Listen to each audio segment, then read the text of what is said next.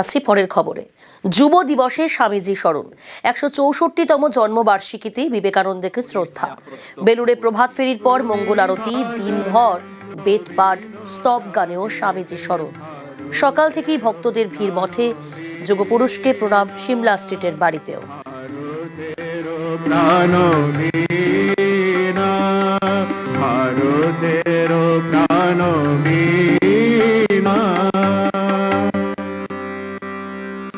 ভারতবর্ষে আগামী 400-500 বছরের ইতিহাসের পাতা উল্টে গেল।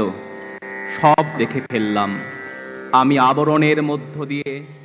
স্বামীজি স্মরণে বঙ্গ বিজেপি। জন্মবার্ষিকীতে বিবেকানন্দকে শ্রদ্ধা। সিমলা স্ট্রিটের বাড়িতে সুকান্ত মজুমদার। মিছিল করে সিমলা স্ট্রিটের বাড়িতে শুভেন্দুও।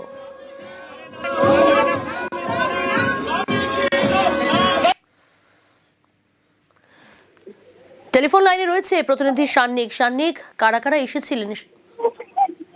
দেখো, আজকে স্বামীজির 164তম জন্ম জয়ন্তীতে আজকে একেবারে সাজো সাজো রথ এই স্বামী বিবেকানন্দের বাসভবন সিমলা স্ট্রিটের এই বাড়ির সামনে। আজকে সকাল থেকে রাজনৈতিক ব্যক্তিত্বদের ভিড়ও যেমন চোখে পড়ছে, তার সঙ্গে সাধারণ জনগণ তাদেরও ভিড় কিন্তু রয়েছে স্বামীজির বাড়ির সামনে।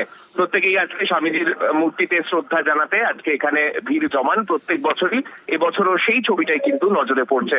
সকাল থেকে ইতিমধ্যেই বিজেপি নেতৃত্বের তরফে আমরা দেখেছি বিরোধী দলনেতা শুভেন্দু অধিকারী, কেন্দ্রীয় মন্ত্রী সুকান্ত মজুমদার, এছাড়াও রাজ্যের যুব বিজেপির তরফে ইন্দ্রনীল খাঁ সহ একাধিক বিজেপি নেতৃত্ব তারা কিন্তু আজকে এখানে এসেছেন।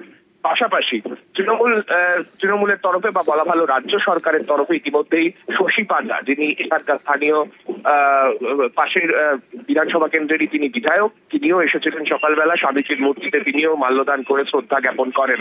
সকাল থেকে রাজনৈতিক ব্যক্তিত্বদের ভিড়ও যেমন রয়েছে, যেমনটা বলছিলাম, সাধারণ মানুষ এবং অবশ্যই স্কুল ছাত্রছাত্রী এবং তার পাশাপাশি কলেজের ছাত্রছাত্রী, তাদেরও বিভিন্ন রকম বর্ণাঢ্য শোভাযাত্রা এই মুহূর্তে। সকাল থেকে স্বামীজি স্মরণে রাজনৈতিক ব্যক্তিত্বরা, সাধারণ মানুষ সকল।